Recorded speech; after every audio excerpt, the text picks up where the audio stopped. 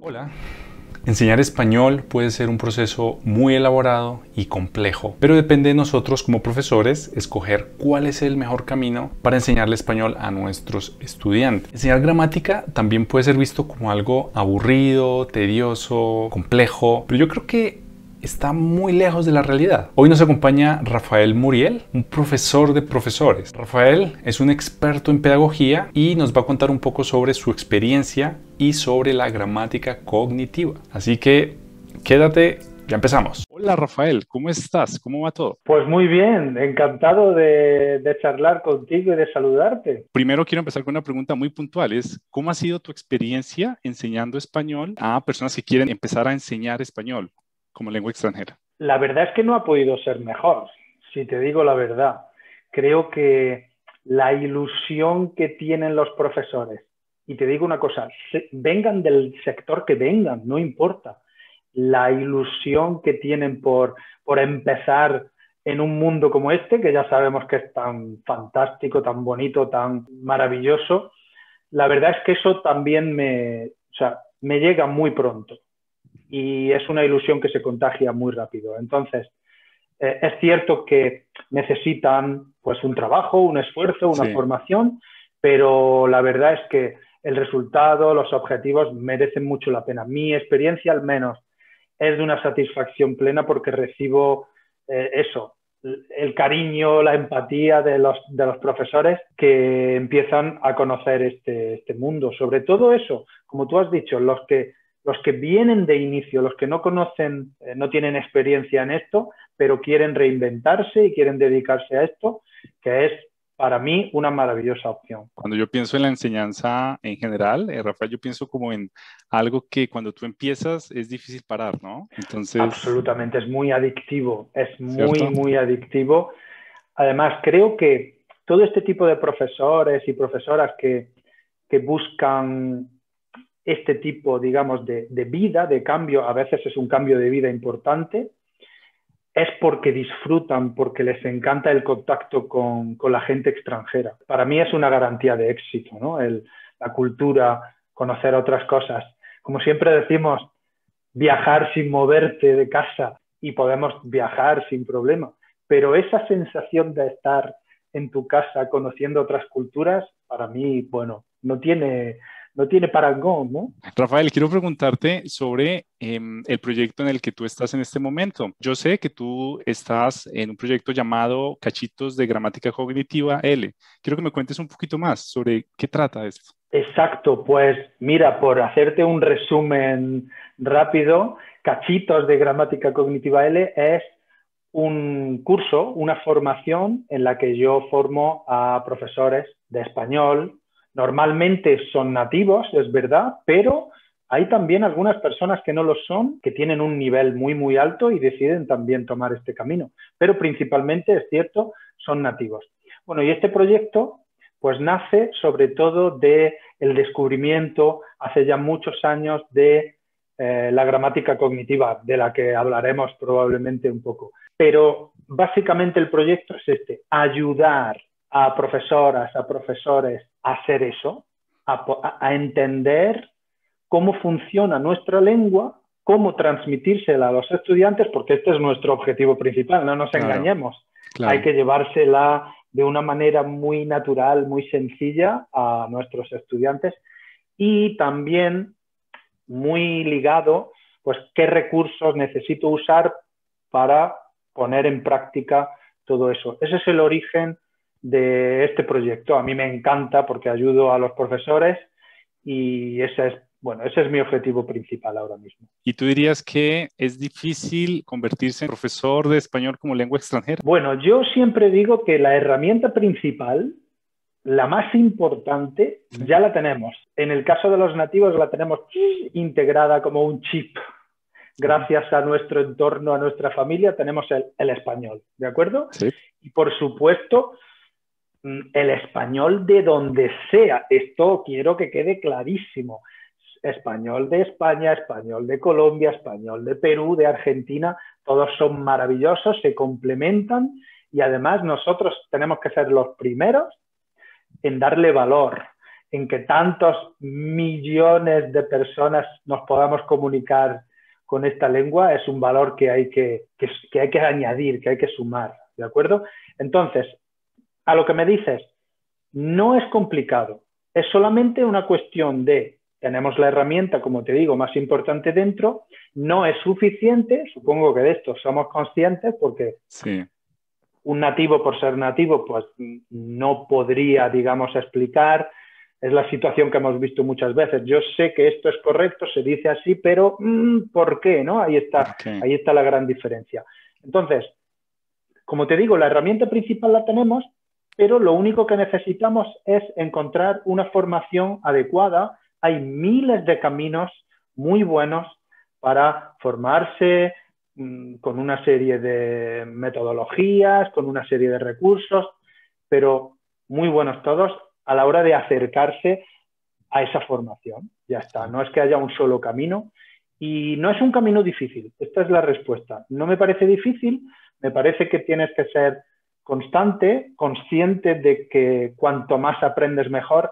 Claro. Y ya sabes que después de muchos años todos los profesores seguimos aprendiendo, nunca paramos, ¿no? Con el proyecto que tú estás haciendo, tú les ayudas a las personas que quieren involucrarse en el mundo de la enseñanza del español como lengua extranjera en línea desde el punto de la gramática cognitiva, ¿verdad? Exactamente, esa es la idea.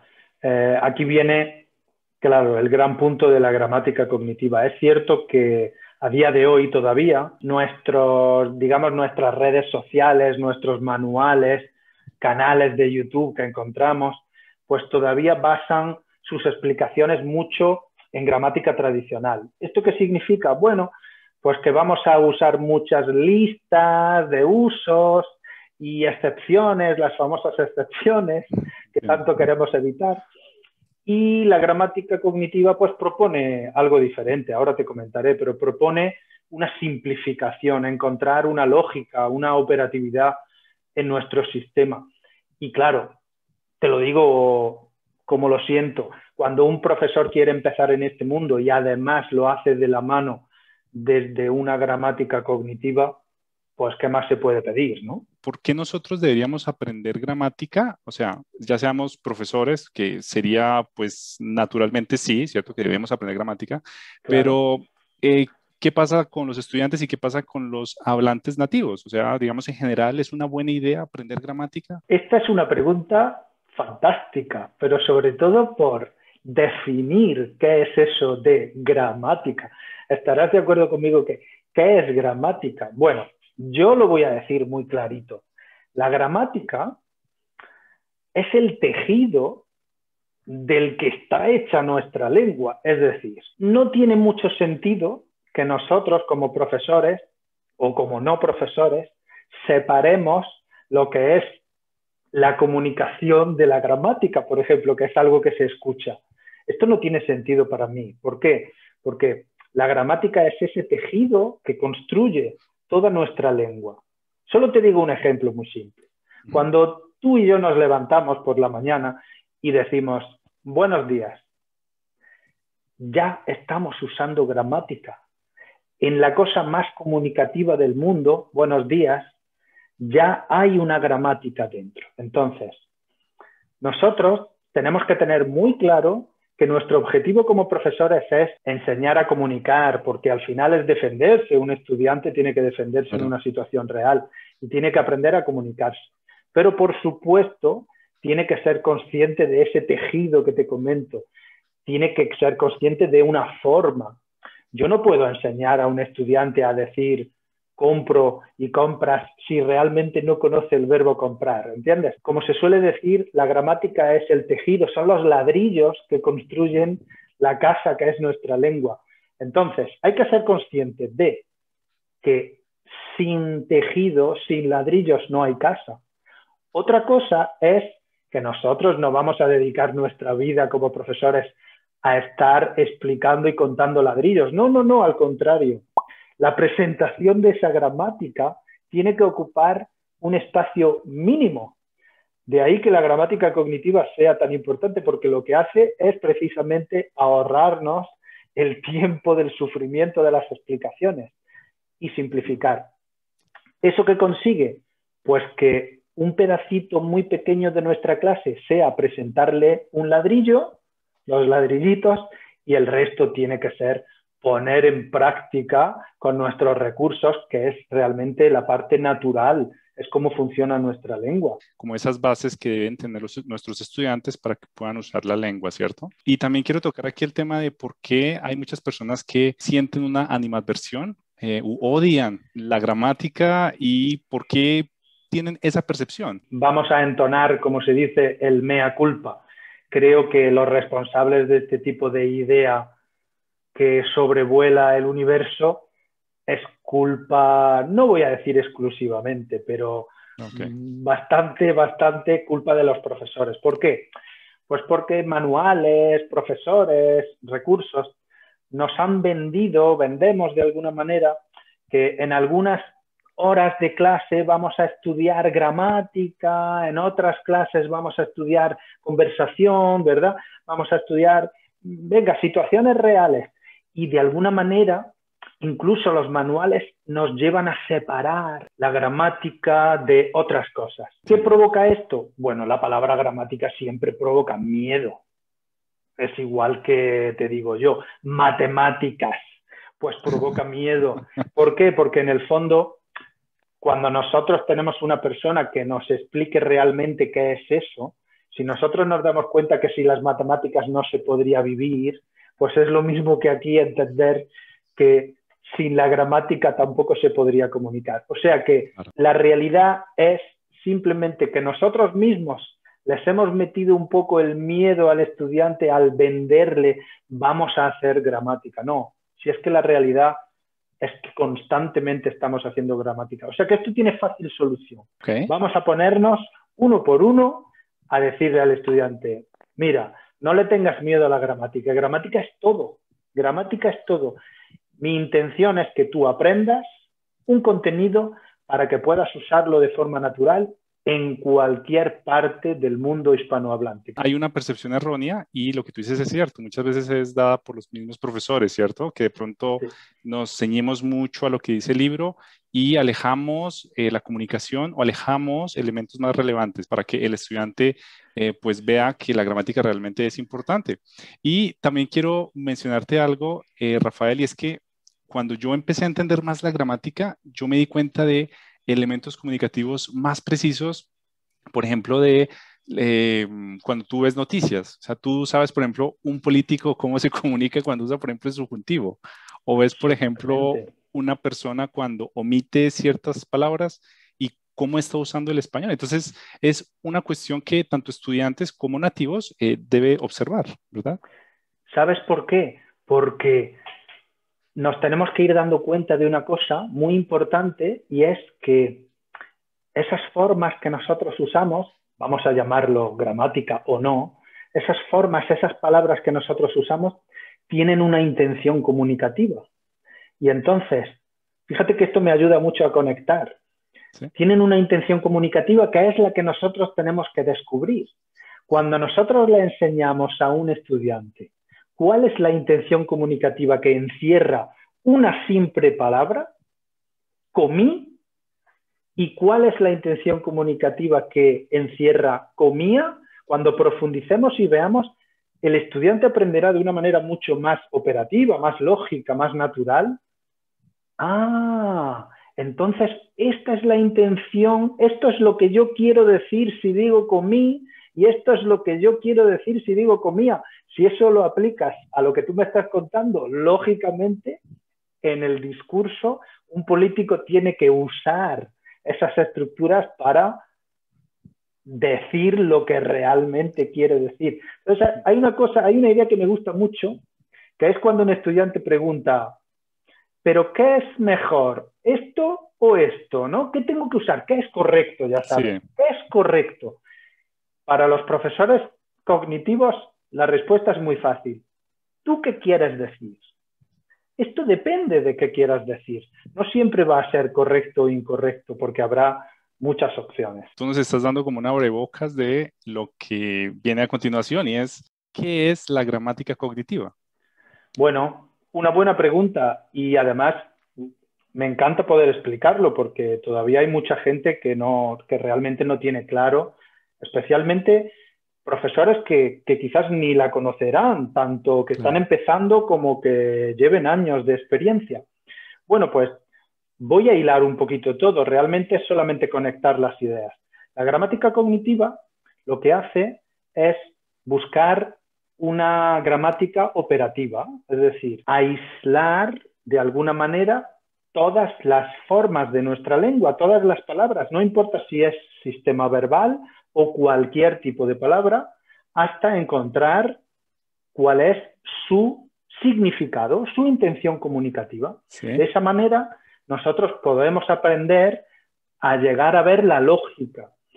De esa manera, fíjate lo que te quiero decir, problemas tan relevantes como el uso de los diferentes pasados, el contraste de ser y estar, el uso del subjuntivo, ¿no? Claro. Tan vilipendiado y odiado subjuntivo, cuando se conoce realmente en esa profundidad, cuando digo profundidad no estoy diciendo complicaciones, al contrario, es encontrar mucho más sencillo qué es lo que realmente significa esto. De esa manera, la gramática cognitiva lo que hace es eso, hallar la lógica, la operatividad de esa forma para así entender mucho más naturalmente lo que provoca, lo que quiere comunicar, lo que significa. Esa es la intención de la cognitiva. O sea, para ponerlo en una analogía es, tú estás, por ejemplo, en un río, estás buscando oro y vas a tamizar toda esa información para encontrar esa pepita de oro. Y esa pepita de oro es la intención comunicativa, ¿sí? Más o Exactamente, menos. pero te voy a poner un comentario. Para mí, encontrar pepitas de oro Sí. es una actividad bastante compleja y Ah, ok. complicada, ¿verdad? Y en realidad, esto es al contrario. Fíjate lo que te voy a decir. La gramática tradicional sería como intentar buscar pepitas de oro. Vale. Es una actividad muy compleja y el éxito, la pepita, te llega con mucho, mucho, demasiado esfuerzo. Ok. La gramática cognitiva hace que ese tamiz sea mucho más fácil de usar, que tú Perfecto. encuentres el oro mucho antes y que todo lo que habías hecho antes para encontrar el oro te parezca mentira, digas, pero ¿cómo estaba yo buscando oro de esta manera? Mira. Y no te voy a engañar, yo cuando empecé, hace muchos, muchos años, pues también usaba la perspectiva tradicional, a mí me formaron así, pero por eso estoy aquí, porque unos años después, cuando empecé a descubrir y a formarme en la aplicación de la gramática cognitiva, yo ya no podía imaginar cómo había hecho antes. Tú antes hablabas de el proceso complejo de aprender con la gramática tradicional, ¿cierto? Y eso lleva a una gran frustración para el Uh -huh, estudiante, ¿verdad? uh -huh, Y sí. en el tema de la frustración es, ¿tú cómo tratas la frustración de tus estudiantes? O sea, cuando tú tienes un estudiante muy frustrado, de pronto con la gramática, ¿tú qué haces?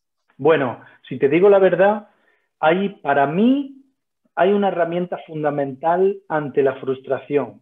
Para mí es la preparación. Es decir, creo que la idea de poder contarle, de poder informar a nuestros estudiantes de dónde están y qué contenidos van a conocer, fíjate lo que te quiero decir. Para mí, como profesor, desde que empecé, es fundamental que antes de empezar una clase, nosotros le contemos al estudiante cuál es el objetivo de esta clase.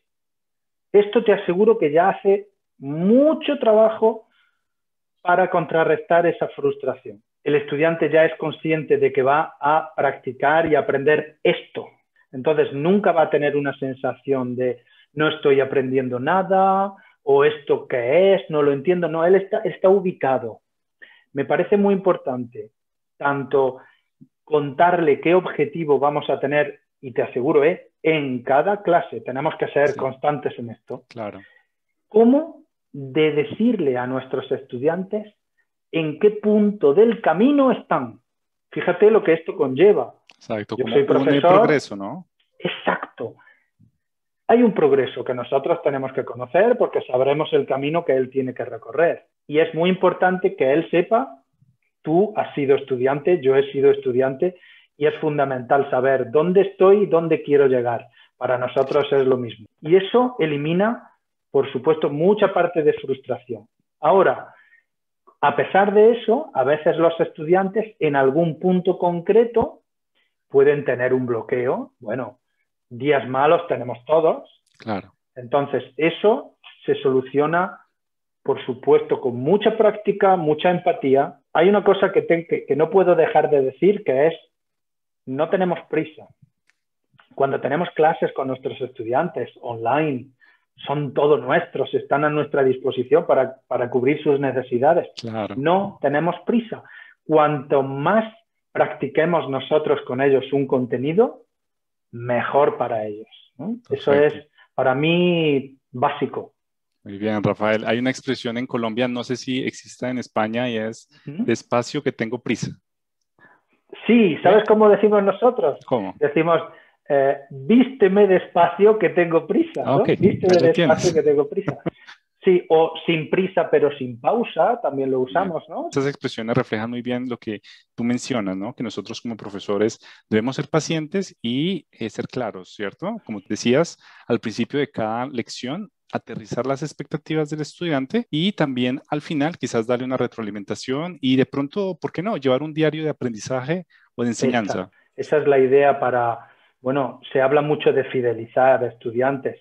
No hay mejor manera que tenerlos bien informados, que sepan lo que están haciendo, que afiancen, que asimilen. Eso es empatía al final también. Cuando pensamos en la vocación, ¿cierto?, de enseñar, debemos pensar en que la paciencia es una cualidad muy grande. Y volviendo un poquito a la pregunta anterior que te hice sobre, ¿es difícil enseñar español? Eso está muy relacionado, ¿no? Que debe ser una persona muy paciente también. Claro, claro. Por eso la palabra no es difícil, la palabra es un esfuerzo de adaptación. Al final nosotros tenemos que cubrir las necesidades de nuestro estudiante. Y te digo que tener una clase online con un estudiante es la mejor manera de que esas necesidades se puedan cubrir. Estás solo, es para ti. Eso para mí, no quiero decir lujo, es la mejor situación en la que garantizar un progreso.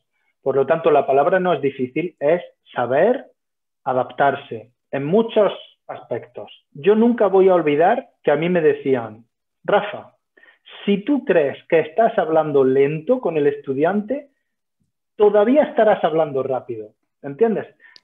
Tenemos que ser conscientes de que es un estudiante y que tenemos que adaptarnos a su ritmo, a lo que él entiende, a vocabulario, a todo, y estaremos de verdad garantizando un progreso. Cada lección que uno tiene con un estudiante, cada sesión, es como un laboratorio, ¿cierto? Porque el estudiante pues puede experimentar, tú también vas a darle un contexto cómodo para que esta persona se comunique, ¿cierto? Exacto. Y eso es súper relevante. Fíjate, no importa mucho que el estudiante sea principiante o que sea avanzado. Todos tienen su adaptación. No es que unos sean más fáciles que otros. Hay que adaptarse. Hay que adaptarse a cada estudiante y a cada estilo de aprendizaje, eso es verdad. Entonces, cuando pensamos en hablar rápido en una clase, tú recomiendas que seamos muy pacientes, ¿cierto? Y nos adaptemos al estudiante, que quizás nosotros no estamos hablando rápido. Hablar rápido, claro que es posible. No voy a decir rápido, hablar normal, hablar como tú hablas en tu vida normal es, por supuesto, una situación normal. Si yo estoy con un estudiante en el que al que claramente sé que eso no va a tener ningún problema. Pero, lógicamente, hablar como tú hablas en la calle con un estudiante que está en su primera sesión, segunda, tercera, cuarta contigo y que no ha estudiado español en su vida, como comprenderás, no es razonable. Hay que hacer un esfuerzo de adaptación porque piensa que nosotros en una clase ideal vamos a usar nuestra lengua, que es su lengua meta.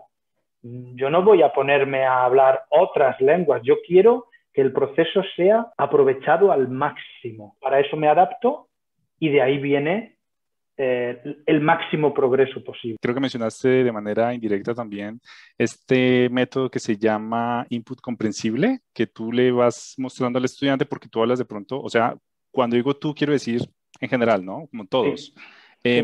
Nos comunicamos de una manera más lenta para que el estudiante tenga la opción de ir creando significado a la comunicación, ¿cierto? Y pueda ir aprendiendo. Entonces, hablar lento no es algo malo. Yo soy un partidario, pero con todas las de la ley, de un input comprensible. Es decir, es adaptación, como ya estábamos diciendo. Exacto. Yo me pongo en el nivel de ese estudiante principiante para que él, en sus posibilidades, que para él ya será un esfuerzo máximo, ¿eh? Pero él en su situación progresará de acuerdo a nuestros recursos, a nuestra capacidad de aceptación. Vale, No te perfecto. preocupes, hablo en general, no te Sí. preocupes que el estudiante poco a poco irá cogiendo más habilidad para entender, para separar palabras, para todo. Pero, por supuesto, eso es parte de nuestro trabajo. Cuando un Sí, sí. estudiante vaya subiendo de nivel, pues nosotros, en ese proceso de adaptación, nos tendremos que concentrar en otra parte. Esto no es relajación total. Claro. Entiendo, Es que Rafael. con un estudiante de C2 ya me relajo. Bueno, te relajas en velocidad, en dicción, en vocabulario, te relajas, pero te tendrás que concentrar quizás en otras áreas que Claro. son pues explicaciones, complejidades de otro tipo. Rafael, quiero ya para ir como finalizando, hacerte las últimas preguntas. ¿Tú qué recursos recomiendas para las personas que quieren empezar a aprender a enseñar español en línea? Para mí, como recurso, yo creo que primero siempre concentrarnos en una buena formación. Vamos a diferenciar, por hacerlo así brevemente, va a haber una parte técnica, un profesor que empieza va a necesitar una parte técnica. Yo creo que en este sentido nosotros sabemos, somos conscientes de que esta parte técnica no es tan compleja Sí, y hay herramientas, dispositivos muy sencillos. No tenemos que volvernos locos en una infraestructura, ¿verdad?, para dar clase. claro. Es bastante sencillito, ahí no hay ningún problema. La otra parte sería la parte formativa. En ese sentido, yo, por supuesto, solo puedo recomendar que intenten de alguna manera filtrar, en encontrar todo tipo de formaciones que estén a su alcance, manuales, artículos que estén enfocados desde una perspectiva cognitiva. Es cierto que no es tan abundante como nos gustaría a los profesores. Pero bueno, ese es nuestro trabajo, intentar que todos los profesores se aprovechen de esta maravilla. Te puedo mencionar un recurso buenísimo que encontré en la web que se llama Cachitos de Gramática Cognitiva, L. ¿Has escuchado ese Por recurso? supuesto, sí. Yo, ¿qué te voy a decir? Es mi ilusión, es mi proyecto. Los profesores y profesoras que están dentro están muy contentos, satisfechos y eso para mí ya es todo. Ver que ellos continúan, dan sus clases, viven de eso, tienen su propia libertad, su propio horario, su propio jefe, ¿verdad? Y si lo hacen desde esta perspectiva, indudablemente. Así que, claro, como recurso, por supuesto, es una recomendación con mi garantía. Entonces yo creo que las personas que nos están viendo van a encontrar mucha utilidad en este recurso, pues que es el proyecto en el que tú estás, claro que sí. Rafael, quiero preguntarte, ¿tú qué recomendaciones finales le darías a los profesores que están empezando en este mundo o las personas que quieren empezar en este mundo de la enseñanza del español en línea? Yo creo que lo primero es no venirse abajo, porque hay unas ideas que sobrevuelan bastante el momento en el que un profesor está empezando. Me vienen palabras. El intrusismo, es que yo vengo de otro sector, yo no soy filólogo, yo no soy lingüista. No te preocupes, no te preocupes. Hay profesores maravillosos que vienen de sectores que no te podrías ni imaginar y que han hecho su trabajo bien, se han formado, han llegado hasta donde está y son súper profesores, ¿de acuerdo? También hay lingüistas que no tienen la capacidad de enseñar, vamos a decirlo así, a que todos Claro, conocemos profesores en nuestra vida de este tipo. Bueno, claro, esta es la realidad. La realidad es que, primero, no te sientas mal, no eres un intruso si vienes de otro sector. Si eres filólogo, eres lingüista, pues eso te aportará para tu formación, pero que vas a necesitar también formarte, ni lo dudes. Entonces, esa idea me parece importante, la de no sentirte nunca un intruso, no desanimarte. Este es un trabajo maravilloso, pero necesita constancia, necesita, igual que vamos a ser nuestro propio jefe y nuestra libertad, necesita un esfuerzo, que es nuestro tiempo, es nuestra dedicación, sí. Pero todo se puede hacer. Como decíamos antes, sin prisa, pero sin pausa.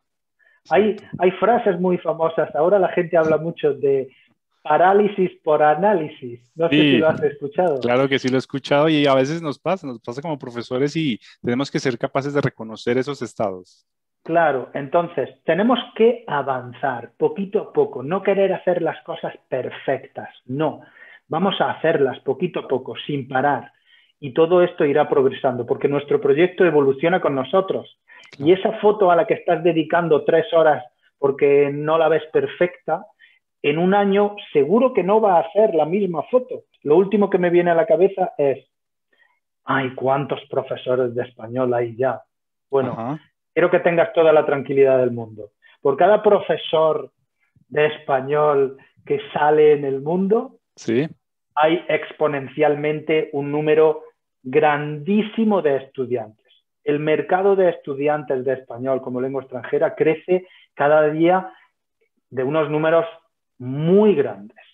Entonces, no te preocupes, los otros profesores no son realmente tu competencia. Hay estudiantes para todos y los tuyos están ahí. Solamente hay que salir, buscarlos, encontrarlos y conectar con ellos. Es algo que piensan muchas personas que están iniciando en este mundo, ¿cierto? De la enseñanza, y que dirán, Dios mío, hay tantas personas que están haciendo lo mismo, pero quizás es una percepción errónea, como tú mencionas, y la verdad es que hay un universo gigante de estudiantes, ¿cierto? Y como ya hemos visto, por ejemplo, en otros países está aumentando mucho el gusto por la enseñanza, por el aprendizaje del español. Lo has dicho muy bien, es una percepción.